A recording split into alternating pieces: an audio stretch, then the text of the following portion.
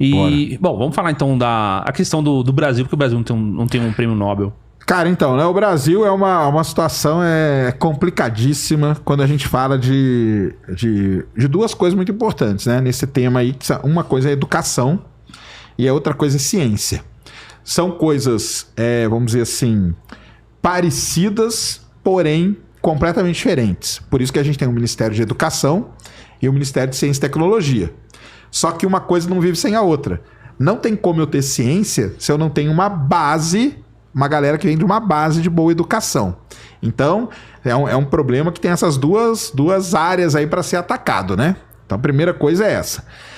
Então, vamos lá. Falando um pouco da educação, né, cara? Eu tenho, assim, severas críticas, entendeu? Principalmente ao sistema educacional. O nosso sistema educacional, ele é voltado hoje para pessoa. Você estuda anos na escola para quê? Para passar no vestibular. É isso que você faz, entendeu? Então, assim, basicamente você não está estudando para aprender. Você está estudando para passar numa prova que vai acontecer. Como que é nos Estados Unidos, por exemplo? Tem uma prova? Tem uma prova. Só que eles consideram a vida da pessoa durante o currículo educacional. Então eles querem saber, você participou do time de basquete? Você participou do rádio da escola? Você participou do grupo de teatro? Você participou de alguma ação social que a escola fez? Você estava ali? Tudo isso, tanto que é famoso, vocês devem ter visto já em filme, a pessoa escrevendo uma carta para a faculdade. Aquela carta, a pessoa tenta contar um pouco da história dela durante o período que ela estudou. Tem uma prova? Tem. Tem uma nota? Tem. Mas não é o que é levado mais em consideração. O peso maior não está ali.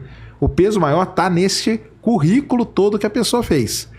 O que é muito diferente do Brasil. Do Brasil hoje, o que vale, na verdade, é você chegar no dia do vestibular e tá bem. Se você está com dor de cabeça, não importa nada do que você fez para trás. Naquele dia você foi mal na prova, você não passou no vestibular, você não entra na faculdade. É isso que acontece. Então, assim, o nosso sistema, ele tá voltado para, no final de... Hoje são 9 mais 3, né? 12 anos, você passar numa prova. Se naquele dia te deu uma dor de barriga, por exemplo, você não vai passar. Você pode ter participado de várias coisas, você pode ter ganho medalha em Olimpíada Brasileira de Química, de Matemática, você pode ser uma pessoa que participou de muita coisa na sua escola, você pode ser uma pessoa que foi líder ali, por exemplo, em teatro na escola, é uma coisa muito boa, depois na frente você vai precisar, entendeu? Que a gente chama de soft skills, né? Tem os hard skills, soft skills. Então, a escola, ela tinha que preparar os soft skills, coisa que ela não prepara. Sim. Por que ela não prepara? Sim. Porque a Colégio A, a propaganda dele é: eu aprovei X pessoas no vestibular. Então, o que vale é aquele dia fatídico da sua vida, você está bem em passar na prova. E eu acho que tem uma coisa até pior, que é o seguinte: o cara que ele faz, vamos supor, faz muito bem o trabalho dele numa determinada área, se ele não for bom em outra, ele vai se dar mal na prova.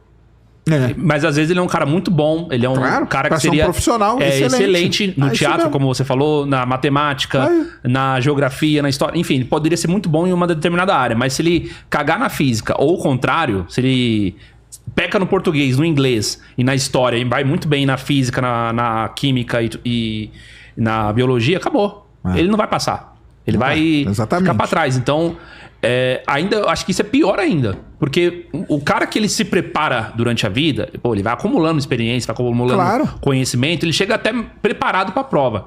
Agora, um cara que ele tem conhecimento e ele se dá bem numa determinada área e não se dá bem em outra, por qualquer razão que seja, ele poderia se dar muito melhor se a gente contasse só aquilo que é bom, né? E fortalecesse isso. Mais ou menos isso também que eu vejo, que ele vai de aprender um monte de coisa que a gente não vai usar, que a gente vai só guardar depois lá embaixo assim da consciência, né, da memória, pra dizer que aprendeu.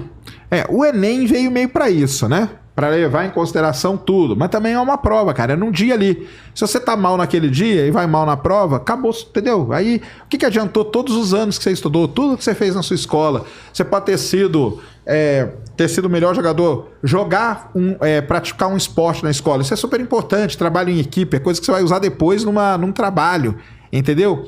Ter participado de uma Olimpíada é muito importante. Você aprende a resolver problemas diferentes que você vai usar depois na sua carreira profissional. Mas não, cara, eles fazem tudo para chegar naquele dia e naquele dia você tem que passar. Então isso é a parte da educação. Teria que mexer em muita coisa? Teria. Teve o novo ensino médio, só que aí voltaram para trás, né? O novo ensino médio era uma ideia de você começar a mexer com isso, mas aí voltaram atrás. Hoje o que a gente tem é um ensino médio meio híbrido, né? Que o pessoal chama, entendeu? Mas, de novo, não adianta nada, porque o que vai valer é o dia, que deve ser daqui a pouco, entendeu? X de novembro, X de dezembro, que é o dia da prova. Tá mal, você não faz a prova bem, você não passa, acabou sua vida. E qual que é o problema disso aí? Às vezes a pessoa ela é muito boa, ela não passa na prova, ela fica frustrada pro resto da vida. Muito. Ou ela fica tentando, igual o pessoal fica tentando 4 anos passar em medicina, 5 anos tentando passar não sei no que, entendeu? Então, eu não concordo com isso. Teria que mexer? Teria que mexer. É problemático? É problemático, porque a gente sabe que tem muito lobby de instituições de ensino no Brasil todo e tem toda uma confusão. Eu acho que deveria, mas eu acho que é impossível a gente mexer nisso, nessa parte aí educacional. Muito bem, aí o cara passou, entra para a faculdade, que tem a parte de educação também, só que aí já começa a entrar na parte científica da coisa.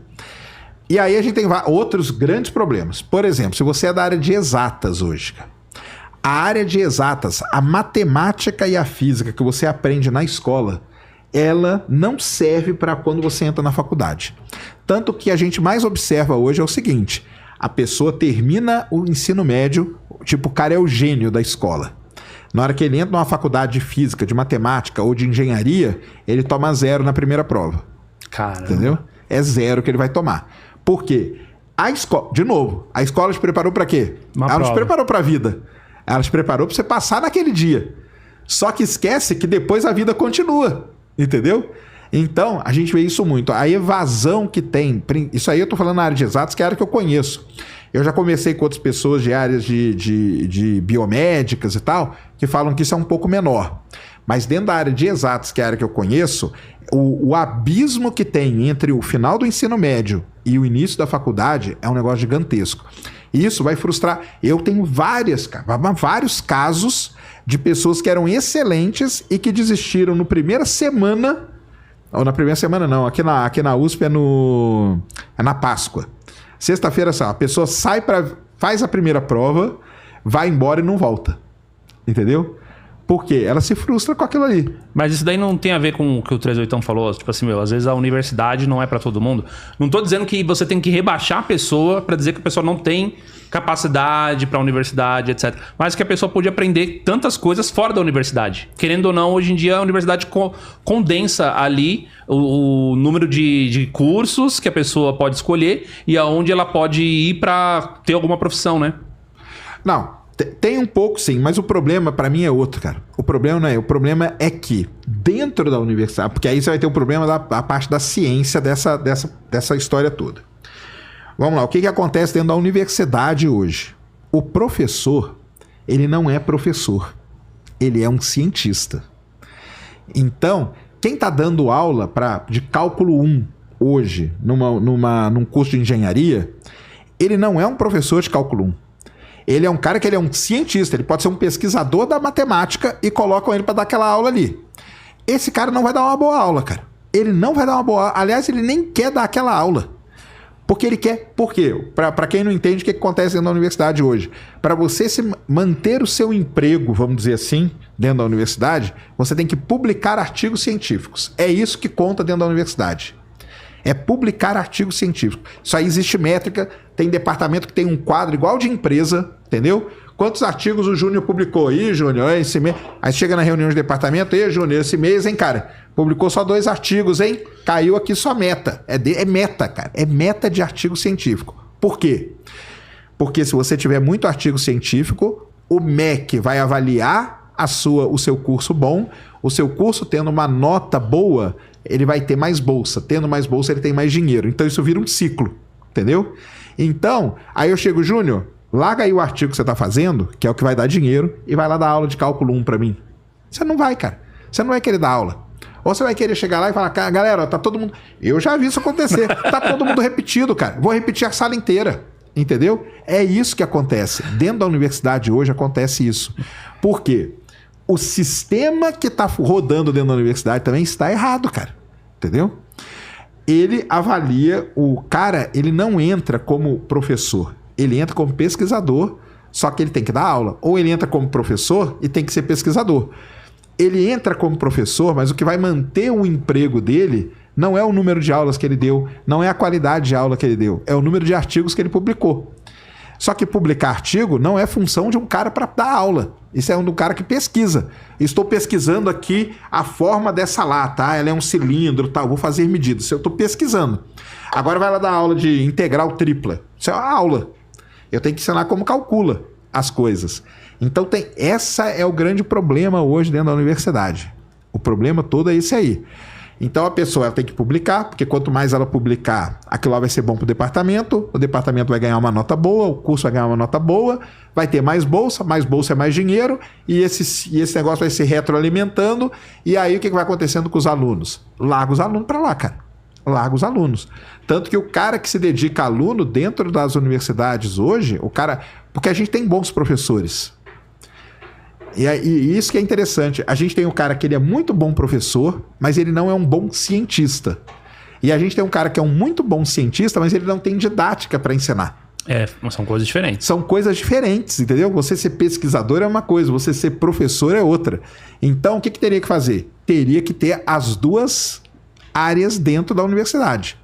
Então, você entraria e falar, não, eu quero ser professor. Então, beleza, eu sei que você não vai publicar tanto assim, e você vai se dedicar a ensinar. E você quer ser o quê? Pesquisador. Então você vai se dedicar a publicar. Então tinha que ter isso, mas não tem.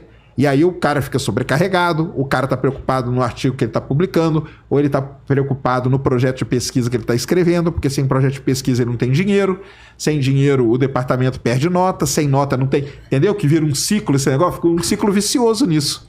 Entendeu? Então, assim, o que eu discordo do 38ão, talvez o 38ão não tenha esse conhecimento interno de como funciona a universidade. Por isso que ele falou aquele lance lá, porque não é para todo mundo. Eu acho que ela é para todo mundo, cara. Mas o problema dos alunos é que eles, às vezes, estão tendo aulas que o cara se frustra, cara. O cara chega lá na primeira prova de cálculo 1. O cara que estava acostumado a tirar 8, 9 no ensino médio, que não quer dizer nada para aquilo agora, e tira 1 na prova, você acha que ele vai voltar para fazer? Não vai, cara. Pesado isso. Ele não vai, cara. Ele vai embora. Ele não volta, cara. Pega aí. É só pegar os cursos de engenharia. Pega os cursos. O meu curso, por exemplo, cara. Eu formei com mais 3 pessoas. Entraram 20. Formaram 3. É isso, cara. É evasão. A evasão é gigantesca por conta disso. Aonde que tá o problema? Tá nisso aí. Vai mudar? De novo. Eu acho que não vai. Porque o sistema que existe aqui já está tão enraizado que é esse sistema que vai manter, entendeu? O que vai manter a universidade é o cara publicando. E às vezes tem uma coisa também, em parte, falando da parte de publicação agora. O que vale é a quantidade e não é a qualidade. Então tem muitos casos, cara, que o cara escreve o mesmo artigo 10 vezes, mudando só umas coisinhas, entendeu?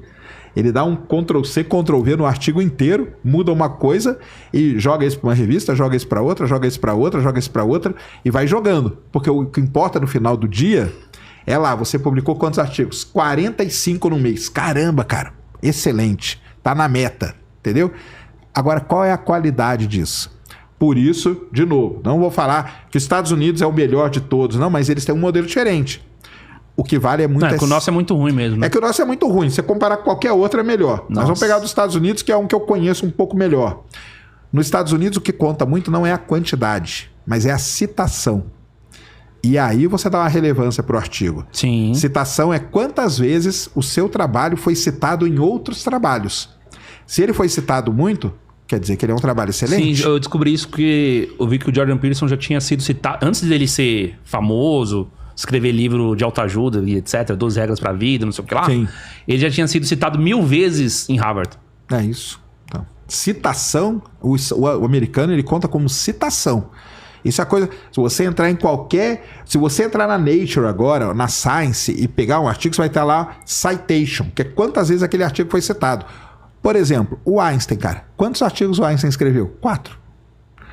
Ele escreveu 4 artigos... 4 artigos que mudaram 4 áreas da física para sempre, entendeu?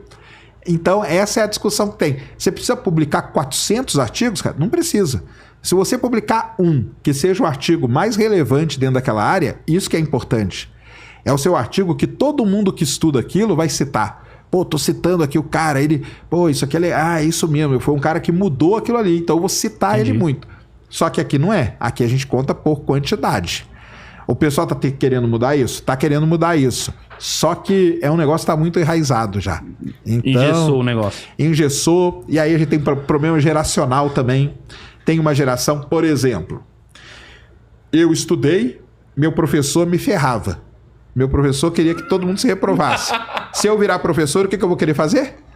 Todo mundo vai se ferrar também. Aí vai. Aí vira o ciclo. Entendeu? Vira o ciclo. Então, qual que é a minha esperança? É que venha uma geração que substitua que tá aí e que essa geração nova pense diferente. Entendeu?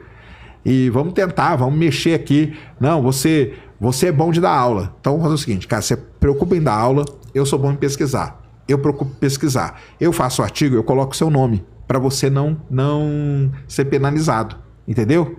E aí você vai ter publicação, eu vou ter publicação, tudo vai seguir, mas tem uma pessoa boa dando aula, que não é o meu caso. Tipo uma equipe. Fazer um negócio em equipe.